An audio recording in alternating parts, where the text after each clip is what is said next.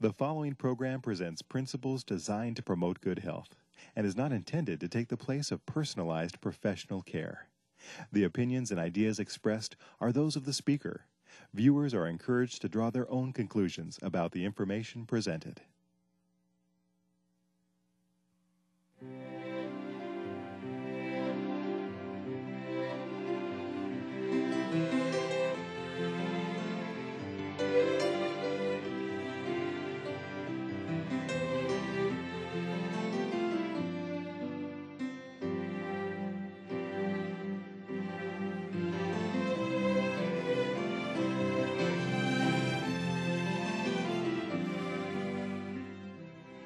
Hello and welcome to Health for a Lifetime. I'm your host, Don McIntosh. We're glad you're with us today.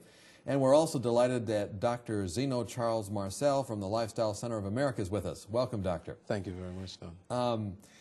The Lifestyle Center of America is there in right near Oklahoma City, very centrally located. It's a beautiful facility. What exactly do you do there? What's your background in medicine and whatnot, so we kind of get to know you and what you do? Well, I'm the medical director of the Lifestyle Center. And what we do is we have people who come there with chronic illnesses, or they wish to prevent the chronic illnesses. They spend anywhere from 12 days to 19 days with us. We see a smattering of different kinds of disease, but we tend to concentrate primarily on diabetes, on heart disease, high blood pressure, and obesity. Mm-hmm. So-called Syndrome X. Mm-hmm. And we have special programs for people with diabetes. My background is in internal medicine, mm-hmm. and my subspecialty work was in geriatrics, and my clinical focus currently is on that Syndrome X. And you're also a teacher and adjunct or associate professor at Loma Linda, isn't that right? That's right. I'm an associate professor of medicine. Which Loma Linda has been voted recently very high in medical schools across the nation, and it's a privilege, actually, to be able to be involved like you are with that school. Yes, it is. Lifestyle Center of America, those that are watching today, we're going to be talking about allergies. And you may have allergies or know those that do have allergies. But maybe you're going to want to get in touch with the Lifestyle Center of America. They have a web page. It's www.lifestylecenter.org. And that Lifestyle Center is all one word, right? No hyphens or anything in between it. lifestylecenter.org, and you can learn about the programs, the people, all of those different things. I'll give that to you again throughout the program so you can remember that. I know that after listening to Dr. Zeno Charles Marcel, you're going to want to get in touch with him about something, because he's very interesting. We're going to talk about reactions, or reactors and reactions, allergies today. Right. I've heard an interesting thing that sometimes people are allergic to each other. Is that true? It is possible that that people may have some chemical constituent that will trigger an allergic response by somebody else. But I don't know of any really documented cases of that. All right. Well, what is an allergy? What are allergies? Well, allergy is just a state that people are in where they have cells in their immune system that are reacting to things in their environment or things that are being generated on the inside of them that produce chemicals, and these chemicals produce symptoms. The symptoms oftentimes include things like itching or runny nose, or even wheezing and spasm of the bronchial tree, the respiratory tree. So it's a whole host of various kinds of responses that the person would have. Are people allergic to onions? Is that why their eyes water? That's not an allergy to onions. That's just an irritation from some of the volatile chemicals in the onion that people tear. Okay, so allergies then really are a good thing. True or false? Well, I wouldn't say it's a good thing. Basically, it's a reaction that involves a particular line of chemicals that are being produced, and these oftentimes lead to symptoms. Now, on the other side is that if there is something that is actually toxic to us, and we have an allergic reaction, and the allergic reaction actually is a minor reaction, it will alert us that this thing is in the environment, and therefore it will help us to avoid that particular toxic thing. Mm-hmm. But for the most part, people are allergic to some of the common things that we might find in our environment, some foodstuffs that otherwise would have been reasonable for some people to eat. Some people might be quite allergic to them. How big a problem is this in America? How many people have allergies, or maybe you know some statistics, but how large a problem is this? It is a huge problem. It is bigger than I can even estimate. I don't have any numbers of Right. telling how many people have allergies, but all one needs to do, all anybody who's watching this show needs to do, is to ask 10 friends who has allergies, and they'll find that probably 7 of their 10 friends have some kind of allergic problem. Either one time during the year, I know for me, during a certain time of the year, something about the grass or the hay, so-called hay fever, this or that. Well, man, I'm not very good outside. I have to really be careful. Mm-hmm. So it's a huge problem. Why do we have them? You've mentioned several causative factors, foods or different things. And then you mentioned something as we were talking called atopy. What is atopy, and what does it have to do with allergies? Well, atopy is or A-T-O-P-Y, how it's spelled. This is a word that is used often by medical personnel that indicates that the person is at the state of allergy. In other words, the person has the genetic components, and they have everything there ready and waiting for them to have an allergic reaction. Okay? Now, for some people, it can be expressed. That is, they actually go on and start that process of having physical signs and physical symptoms of the allergy. Or it could be something that is kind of under the surface. It's hanging out there, and it's just waiting for the triggers to push the person over the edge. Well, you've talked to me now for a few minutes, and I am a topic person. Do I seem like I'm on the verge of allergies? How can you tell whether or not you are one of those families or one of those individuals at risk? One of the easiest ways to tell is to look at your family. Okay? If you have people in the family who have allergies, then chances are you also are at some risk of developing allergies yourself. And by family members, we're not talking about step family or anything like that. We're really talking about blood relatives. If your blood relatives, your ancestors, had allergic or atopic diseases such as asthma, eczema, if they had Eczema being like what, a skin? It's those scaly, crusty, dry things on the skin that oftentimes cause itch. Or it could be allergic rhinitis. That's with runny nose, chronic, clear runny nose. Sometimes with children, we see the allergic salute. That is, they're doing like this all the time because they have to clear their nose. The and allergic they end up, salute. Allergic salute. That's right. All right. And the skin over the lip and the side of the nose can change its appearance and so on because of the chronic irritation of rubbing. Mm-hmm. Also, I may have mentioned allergic bronchitis, and of course that's linked to asthma. It's where the bronchial trees actually constrict. So if in our families we have those types of conditions, any of those types of things, we're kind of set up, and we need to be really watching for our own selves, unless we would develop problems with this. Well, what can we do then to prevent some of these things? What can we do to prevent asthma? What can we do to deal with these types of things? Well, Don, there are some factors that are out of the control of the person, but are in the control of the parents of the person before the person actually was born. So prenatal. Yes, there are some prenatal factors that actually influence whether the child, who will later on grow up to be an adult, but whether that child is actually going to be manifesting the allergic reactions or not. So all you pregnant mothers out there, all you people that think you're going to have children, listen up now and take those notes down as we're talking to Dr. Zeno Charles Monsell. What can we do prenatally to help us get away from a predisposition to allergies? If we look at the prenatal influences, one side of that prenatal influence is, of course, the genetic side. So if I have an allergic kind of problem, then it's likely that a child that I would father would also have some of that allergic potential or atopic potential. Mm-hmm. Those are things that, by and large, we can't really change. We can't really change the genes at this point, okay? But how those genes are going to express themselves oftentimes is related to triggers.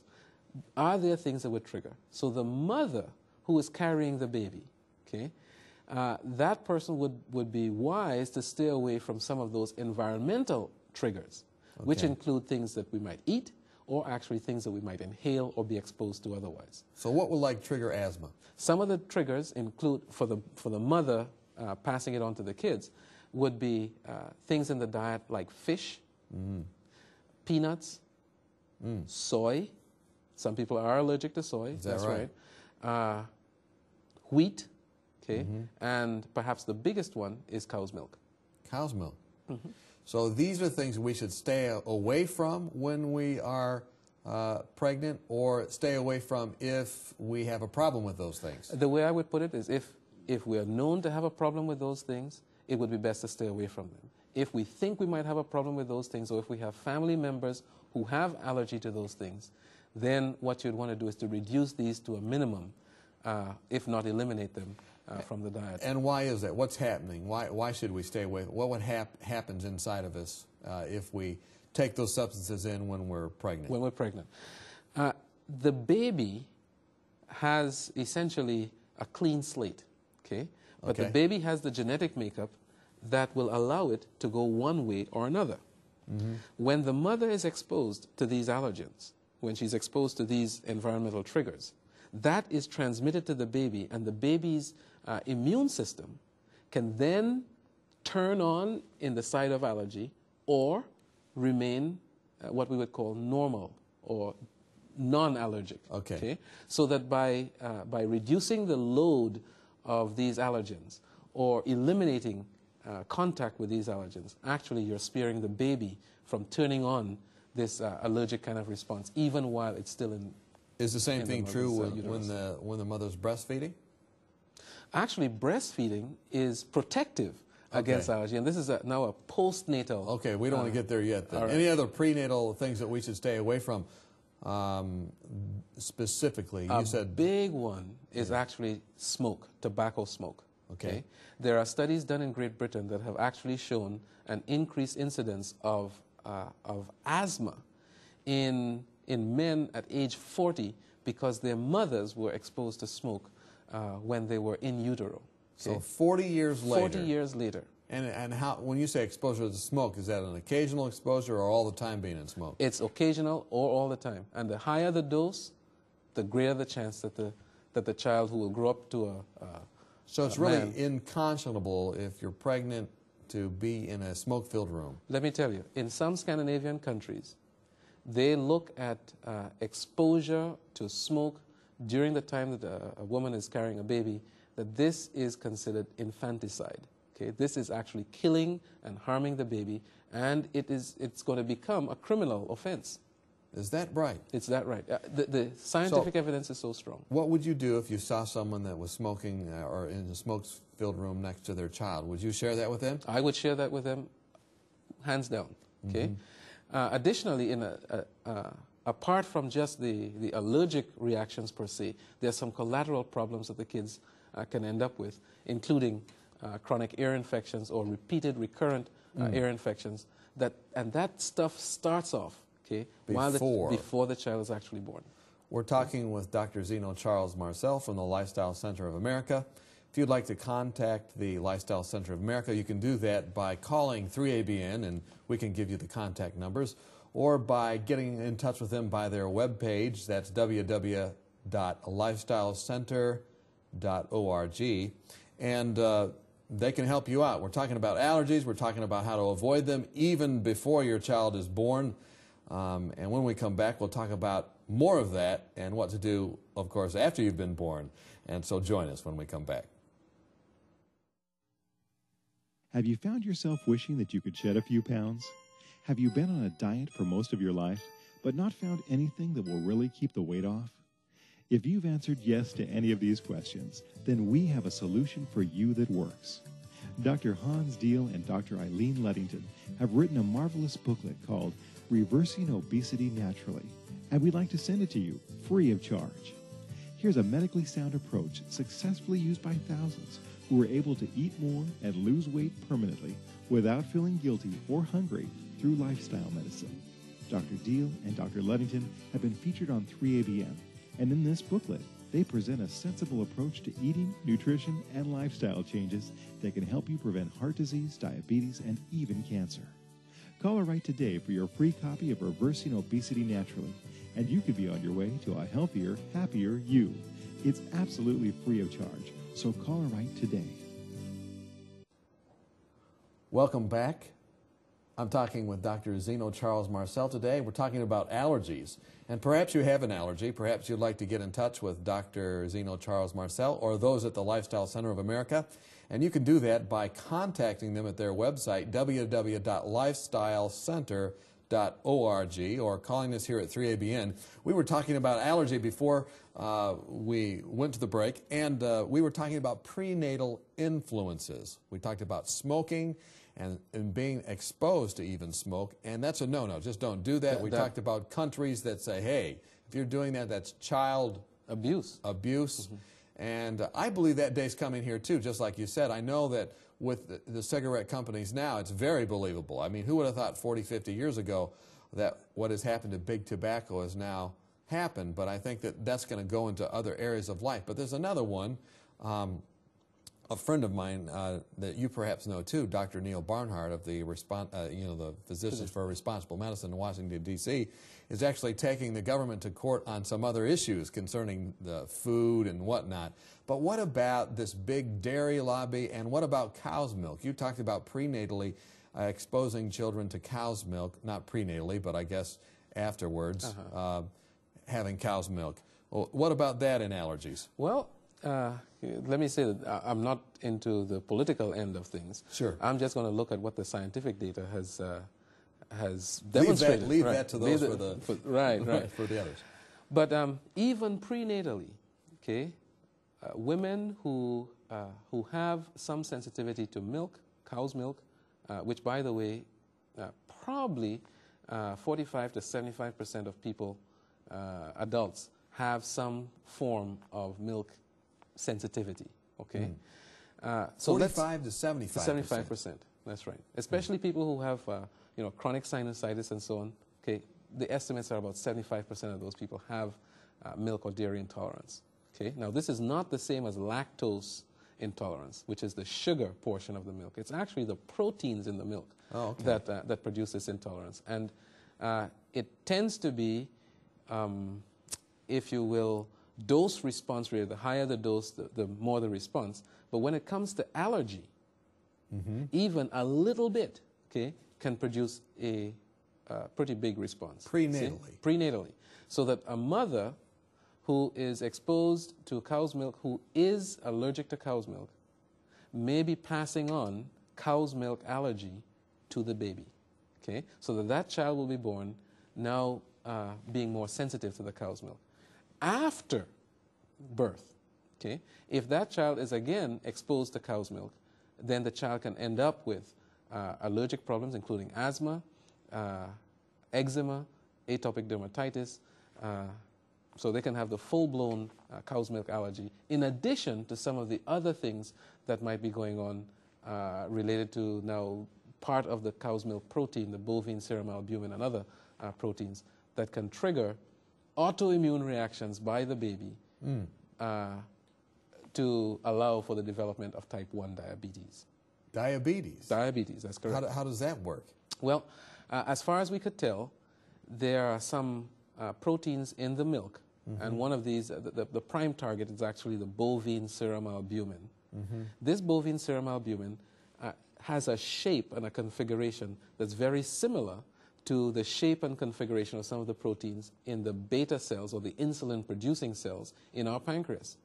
So what can happen is that when the young child gets this whole protein into their system, and by the way, the gastrointestinal system of an infant isn't fully developed until about between 1 and 2 years of age. So whole proteins can actually enter into the circulation of the child. The child then has to fight against this foreign protein, and the way the child will do it is with the immune system. So the immune system attacks this foreign protein, right, breaks it down, and sends a signal throughout the child's system that says essentially this: if you see this protein, attack it. Attack it. Okay? Don't let it live. Don't let it live. Okay? Now, that process alerts all of the immune active cells in the child T killer cells and all that. You got it. Man, you're really astute with this stuff. Well, these cells now look for proteins that have this signature. And lo and behold, if the pancreas of the child, okay, has proteins that are similar, and the child is, has the genetic makeup that says, if this connection occurs, they'll develop type 1 diabetes, lo and behold, that will happen. Okay? Amazing. And why aren't we hearing things about this? I mean, in America, you see commercial after commercial. Just recently, I was at a friend's house that was watching a commercial, and there was a big thing about drinking milk and about how it's healthy for you and your family. Why don't we hear these kind of things? Well, I think that to a large extent, we don't get an unbiased view of the scientific data. The milk industry is big business, and they have a product to sell. And by the way, milk is whole food. Milk is very rich in nutrients. As a matter of fact, it's so rich in nutrients, it can take a baby calf and produce a full-grown cow in a matter of months. Okay, this is nutritionally packed stuff. Yeah. So I'm not trying to speak against the fact that this is sometimes a good, solid nutrition, right? And in some communities, this might be the best nutrition that some people can get. But it doesn't have it. It's not without its downside, and the downside is it really wasn't meant for human consumption per se, and particularly early in life, the kind of milk that is meant for babies to thrive on is actually mother's milk. Mother's milk. So if you have a choice of breastfeeding or not breastfeeding your child, you really should make the choice to breastfeed. To breastfeed by all means. And how long? At least a year. Okay. During that first year, the constituency of the mother's milk actually changes as the child progresses and as the child develops. When you're breastfeeding, should you yourself drink cow's milk? Well, if you have this atopy issue, if you have allergy, or if in your family they have an issue with cow's milk allergy, I would stay away from the cow's milk as well and use other things, if at all possible, to get adequate nutrition. There are like soy milks or rice milks or other things. That's correct. Now, those other things I ought to mention, they are not really milks. Soy milk is not really milk. It's just soybeans. It's soybeans, and they now make it with soy protein isolates and whatnot. And you can be allergic to that, You can be allergic to that, too. Okay. Additionally, with the genetic engineering, they've been able to put in other kinds of proteins into the soybean, etc. So some people may not be allergic to soy at all, but they might be allergic to something else that was introduced into the soy. So stay away from genetically produced foods? Well, that might be a lot bigger topic than I can summarize in one statement. But, for instance, there was an epidemic, if you will, a small epidemic of individuals who were supposedly allergic to soybean, when in fact they weren't really allergic to the soybean at all. They were allergic to the Brazil nut proteins that were placed in the soybean by soybean growers to produce a more stable crop. Amazing. So foods as grown. Foods as grown. That's the way to do it. Okay. Let's talk about some specific allergies that people maybe are struggling with in our last 4 minutes here. A big issue is asthma. Okay, asthma. What can we do if we have it? We know what we can do to avoid it. No cigarette smoke and those different things. But what can we do if we have it? If we have asthma, we ought to look at what things typically trigger the asthma. Some people have exercise-induced asthma. So they go out and they exert themselves and they end up with wheezing. For those individuals, actually using fruits that may be high in vitamin C, actually fruits that are high in vitamin C, tend to decrease the person's allergic response or asthmatic response to exercise. Okay. If not, they can take a vitamin C supplement, 500 to 1,000 milligrams of vitamin C, about half an hour before they go out to exercise, and this will decrease the likelihood of their having wheezing during exercise. So that's a simple thing that people can do. Okay. If the person knows that there are triggers, they should stay away from those triggers. Now, one of the triggers is food. And the various kinds of foods, they may not be aware that there are things in the food that might produce this. But apart from the things in the food is the quantity of food. People who tend to have allergic asthma associated with food or exercise tend to also have more asthmatic attacks more frequently when they overeat. So overeating, gluttony. Okay? Now that's not a popular word today, but overeating can actually bring on an asthmatic attack. And unfortunately, asthma is a disease that can take your life. So some people may have their last meal that actually kills them. Eczema. Eczema. This is, of course, a skin condition, and the same things that pertain to bronchospasm or the asthmatic attacks can also be applied. Vitamin C? Vitamin C is helpful. Some people, of course, tend to be recalcitrant, so just keeping them away from the foods. This is a major issue with eczema. Allergic rhinitis. Allergic rhinitis, same issue. All of these diseases are actually in the same cluster of atopic diseases. Water? Having adequate amounts of water, this is actually part of the treatment for allergy. Good, fresh, clean water inside and, of course, outside. We've got about 2 minutes. What about allergies as they relate to the society? You know, there was an interesting study in the New England Journal of Medicine a few years ago looking at what I would call a societal aspect of asthma. What was found was that the parts of the cockroach actually are highly allergenic. Okay? They can set off allergies as an environmental factor. Is that right? That's right.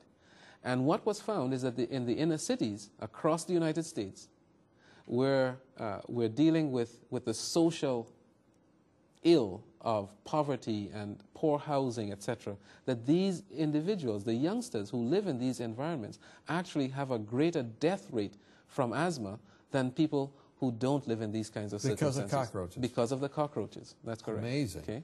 So getting rid of the cockroaches, it's actually what I would call a social issue that has to do with poverty and education, etc., that can be helped. So if people know about this. So if you have cockroaches, call the Orkin man or call whoever the bug man is. Whoever the bug man is. Get rid of them. Right. As a matter of fact, for many people, the best thing is to not encourage the cockroaches in the first place. And that requires hygiene in the environment, keeping things clean, keeping away the foods that the roaches will come out tonight to feast on. You take them off the counter, put them in the garbage, and close the lid. We've been talking with Dr. Zeno Charles Marcel. He has a wealth of information on allergies and other subjects. If you'd like to contact him or the Lifestyle Center of America, give us a call here at 3ABN and we'll get you in touch with them. We hope as a result of today's program you have health that lasts for a lifetime.